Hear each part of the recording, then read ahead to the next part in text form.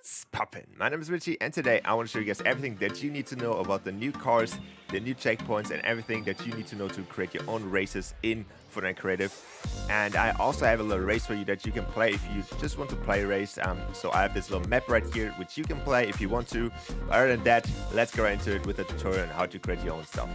Alright, so let's go into it with the basics, and it's important to understand that these cars actually have quite a few features that you need to understand first before creating your own race. So first of all, I got this question quite a bit. Can we remove the platform down here? Yes, you can. All you have to do is basically go into your advanced settings and then turn visibility in game to off. And now you can see it's basically no more there. It's still there to just move it around. Because you have to move the platform if you want to move the car.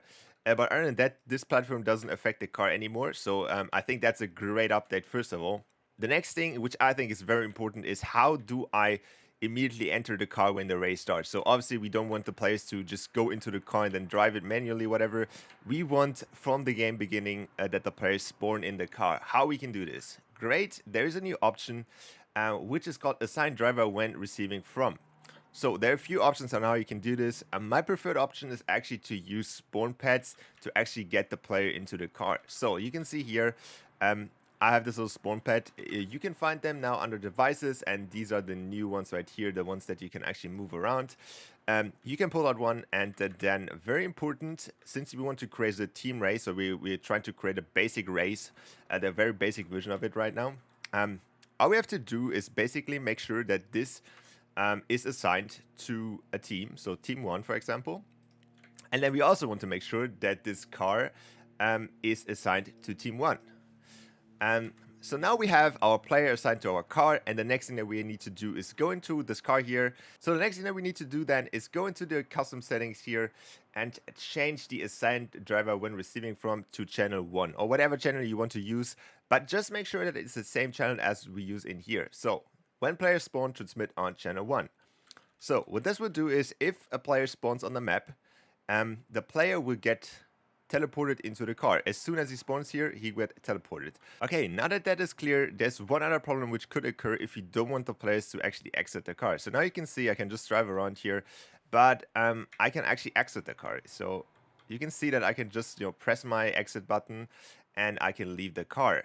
But if you don't want that, actually Fortnite thought of this, and there's a new option here is when player exits vehicle, transmit on. If you put that to channel 1, that means every time I basically exit the car, I enter it again. So you can see what happens if I now enter the car, that I cannot exit it anymore. Oh. Buddy. So now if I enter the car, I cannot exit it anymore. You can see here, I can press the button, I cannot exit it. It will run down to 0. But I cannot exit it. So that's everything about how to enter vehicle, how to exit it, or how to not exit it. We need to make sure that we build our track on the right surface, because in Fortnite Creative there is actually a lot of different materials which you can use as a street, but not all of them are actually streets. So you can see here in this example that this street right here looks like a normal street, right? It is a normal street piece, even from a street gallery, and this one is also like a different type of material which also looks like a street.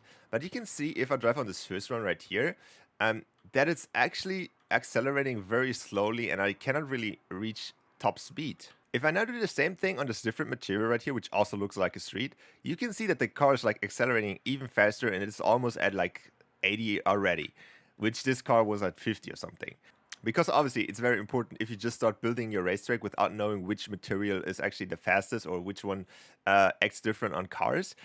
It could lead to you actually building a full track out of something that cannot even like properly drive on. So make sure to check out beforehand what you want to build on. So I can give you the tip that the street gallery, out of every gallery that is actually in here, so if you type in street here, there's a street gallery, and actually most of these pieces are not very drivable, especially these ones right here, which I built my track out. So I just built this track right here, and I just realized that it's not even working properly.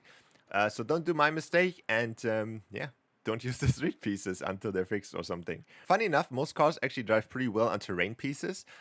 So if you want to build them out of terrain pieces like grass, sand, or whatever, they actually work pretty well and they have max speed. Okay, so now you set up your track, and now it's time to add the checkpoints. And checkpoints are actually pretty straightforward. All you have to do is go into the devices category and pick out the checkpoints. Checkpoints always start at checkpoint 1. Checkpoint 1 is always the start, as it obviously makes sense. And then if you continue, the next one is always the finish line. So this one is checkpoint 2. And if I would only have checkpoint 2, this would be the finish line. So you can see if I delete this one right here, checkpoint 2 becomes the finish line. If I go further here and add a new one, um, we have to change this to checkpoint 3. Otherwise, it will still stand on checkpoint 2. And now checkpoint 3 becomes the finish line. Very straightforward, very easy to use. If I thrive through all of these, I will finish at checkpoint 3. Very important things to know. If you want to create a circuit race, you have to stack them into each other because there's no option to create a circuit. So let's say you want to run a circuit here. You have to go here and then add a new checkpoint, which is then like checkpoint 4, whatever. And then you have to continue. It's a little bit tedious to make if you want to create circuits, but it's how it's working right now. These checkpoints obviously have a lot of other options for like color and stuff like that, but obviously that is completely your choice. You can find them obviously under advanced options here, and then you can set up the colors for them. You can set up priorities if there's only like vehicles allowed, like specific type of vehicles. They also have the option to allow players to pass without a vehicle. I set this to no by default anytime I use the checkpoints. But if you set it to yes, which is the default by default, you can actually just start the race by just flying through it in creative mode, which I think is a little bit annoying because you have to restart the lobby or you have to like pick this up and then do it like this. And then you might run into it again. And yeah, you can see where I go with this. It is a little bit annoying to get them, but it's also great for testing, you can say.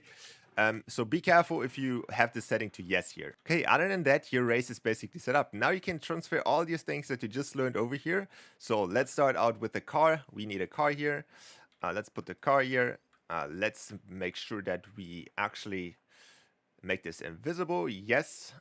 And then as we learned, we want to assign a player on channel 1, and we also don't want the player to exit the car on channel 1 as well. So now your car is set up, your players spawn for the players that need to spawn.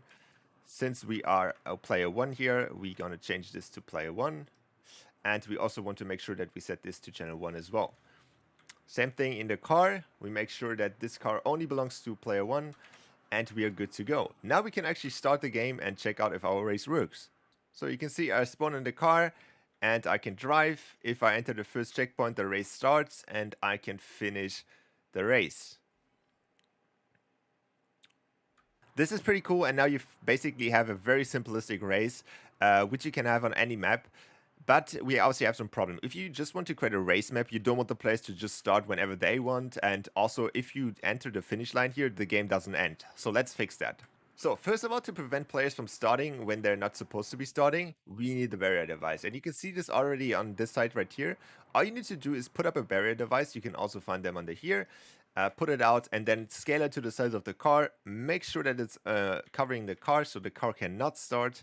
And then make sure, this is very important, otherwise the car will fly out of this. And make sure that you put the zone shape to hollow. So now that you set up everything, also make sure, because I found this out recently, that if you put this device, like this little piece right here, too close to the car, it will actually bug out and then destroy the thing. So just make sure that this is not connecting with the car, and just also make sure that the whole thing is covered with the car and there's not the car sticking out of it. Now that this device is set up, we obviously need a game start to actually make this disappear and start the race. So for that, we're going to use an timed objective device. Same thing, you can find them under devices, and if you put them out, you will be treated with a bunch of different settings. You only need these ones. So this device sadly has so many options, so you have to search a little bit. But the only settings that you need are these 5 right here. So we need to make sure that start when round starts. So this means the device starts as soon as the game starts. You can set that to whatever you want for the start. So I have 3 seconds for our game start. Then for the timed label text, you can put whatever you want. I put in start in, and then the timer will be next to this one. Timer label text is same thing here. I would use something that is big and like flashy so people can actually see it. And then the last thing, we need a custom channel when this whole thing is completed. So when the game starts, this runs down to 0, and then this gets activated on channel 4. And channel 4, we're gonna put into our barrier device here, and you can see this will disable the barrier. So the time runs down, the barrier goes down, and I can start the game. You have to do this for every car, so every car starts at the same time, and that is basically all you have to do to make a proper start for all of the cars at the same time. Okay, last but not least, how do we end the game properly? So there's obviously a lot of options and you can do it very easily or very complicated. But my preferred option would be if the first person enters the goal, there will be a did not finished or like a did not qualify prompt, which pops up and then gives the rest of the field a few seconds to actually finish the race or they get disqualified. So how can we do this? It is very simple. Go into your options here, and then there is an option which is called when checkpoint completed, transmit on channel. So we need to set that to a custom channel, channel 2 in my example here, and then we need another timed objective device. So in here, same thing, there's a lot of options. Set the timer label to did not qualify or did not finish or whatever you want in here. Make sure that it's on like whatever second you want to have here. So I have 10 seconds. That's also the default, I think. So we have 10-second rundown. So it takes 10 seconds to completely finish the thing. Then we have a 3-second urgent mode that is like where the peeping gets louder, whatever. Start when receiving from channel 2. So that means if we cross this finish line, channel 2 will start. And when completed, transmit on. So we have another channel which then sends a signal to the end game device, which is now also a very quite new device here. And all you have to do is basically activate when receiving from channel 3.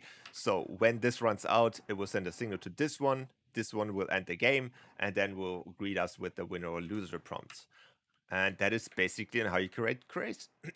And that is basically on how you create your own race. It is super simple, super effective. And now with the new device and stuff like that, the new cars, it is obviously a lot easier to create races. And yeah. And you can see this is how it looks like. If I finish third from third, the prop comes up, did not qualify in 0, and then it goes down. And if we finish to 0, the game will end. There's like this urgency mode and game ends. And we're good to go. I'm the winner. And yeah, that was the tutorial. Hopefully it was helpful. Hopefully you can now create your own races. If you have any questions, try to leave them in the comments or join the Discord. Also, if you just want to play the race, feel free to use the code in the description. And I will see you guys back in the next video and have fun creating races. Bye.